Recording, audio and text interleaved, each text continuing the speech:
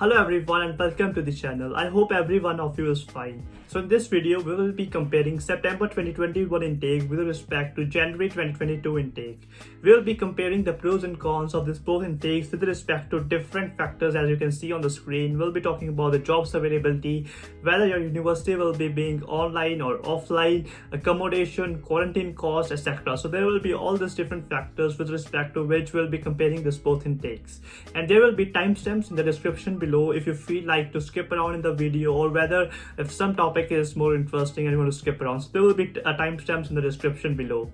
And here I would also like to thank our sponsor for today's video, which is Yocket, and we'll be talking more about them as we progress in this video. So first of all, let's talk about university itself, because I completely understand that students who will be in their own countries and plan to come to the UK, they'll be having this major kind of a question, or they might be anxious and nervous about that, whether your classes are going to be online or offline.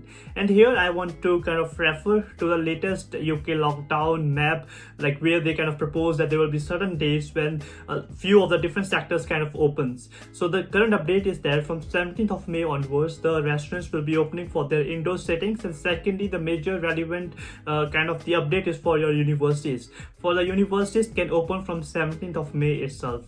Now this kind of roadmap is dependent upon the fact that whether the number of the COVID cases will rise or not. If the COVID cases are low as they are currently, I think on average every single day they're getting about close to 2000 to about 1800 cases. So if the continuation is the same, if the cases are coming down, or maybe if it is saying the similar amount of cases, then we can proceed with this kind of roadmap. And what I assume is that in the September intake, your classes will become on campus itself. And I mean, this is very encouraging itself. And when you talk about the January intake itself, that is for sure the classes will be on campus. Now this all things depend upon the number of COVID cases. Now what I was recently reading a newspaper is that in the UK there is this kind of Indian variant of this COVID which has came, and which is leading to a high number of cases again, and the kind of scientists really expect there would be a third wave of COVID. So there is a bit of a warning over there that might be there are chances that your September intake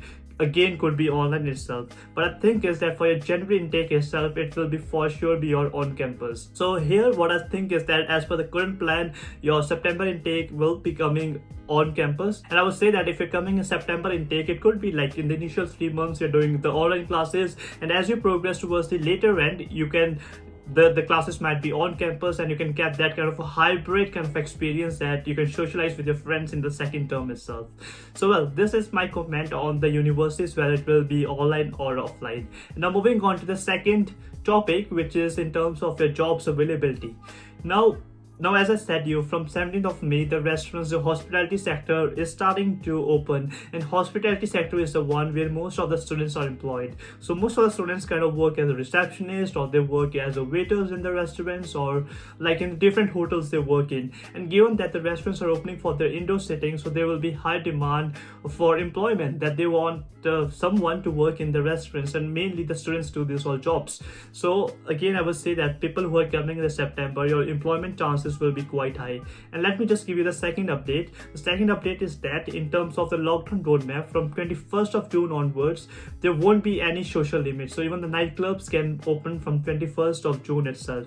So which is very encouraging that if we stick to this roadmap, that in your September intake, there will be high chances of employment. And same remains for January. If everything is open, there are high chances that you can get a job for yourself.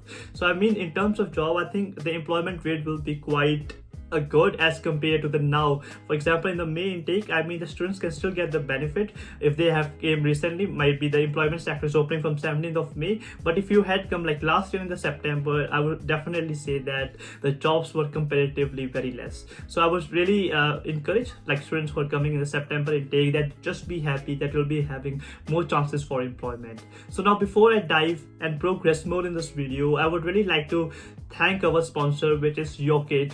And here is the bit of a tutorial with regards to their platform, and this platform is really helpful for any of the international students who are planning to study abroad. So let's dive into their platform. Let's see what all services which this platform really offers us. So well, this is a homepage for Yocket. Essentially, you can filter down the course which you want to study, and also you can filter different countries. You can select US or UK. In our case, let's say United Kingdom. Essentially, these are all the universities offering the course. Additionally, you can find scholarships which are available in different universities for postgraduate students, undergraduate students, or whether you're a PhD student. Yocket team also helps you with university application, educational loans. Moreover, you can take the Yocket premium service including basic application plan or advanced counseling plan. You can also take advantage of 15-minute free consultation, and also Yocket provides guides with respect to different countries, courses, and exams. So overall, Yocket platform is very helpful for the international students planning to study abroad.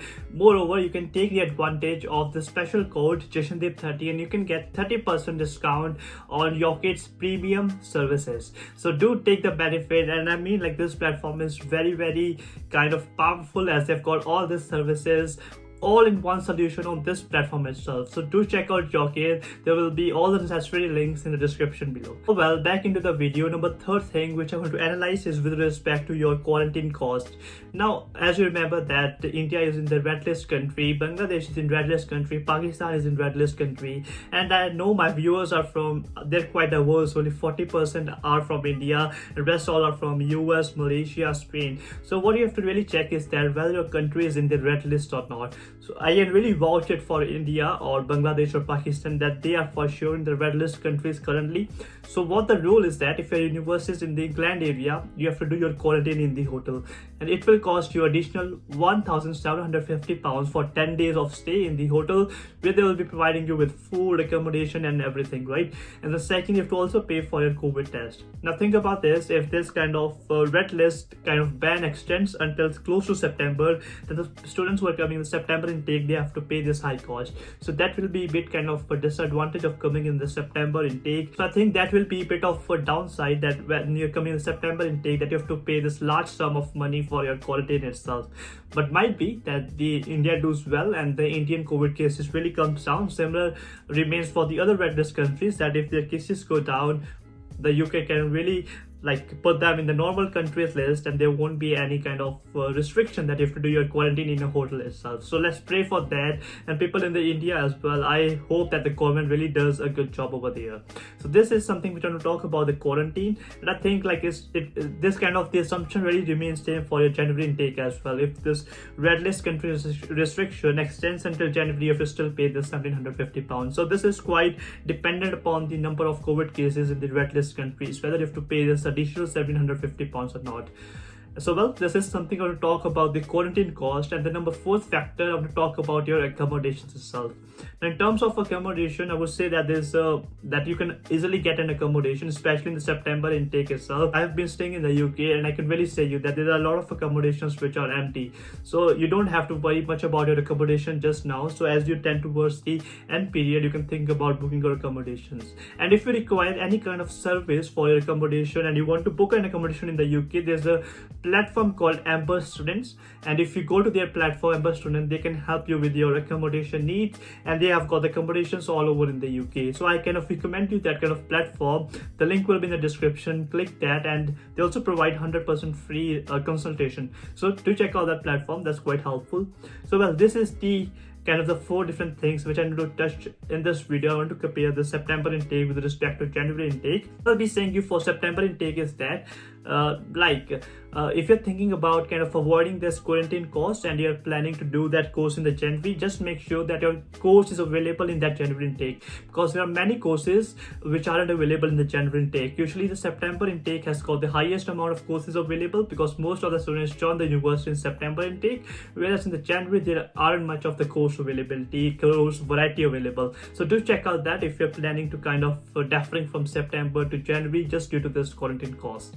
So well, this concludes my full video. I hope you found some value out of it, and make sure to subscribe the channel, comment your feedback, make sure to comment the name of your university. Maybe you can make some friends through this channel, and make sure to give it a like.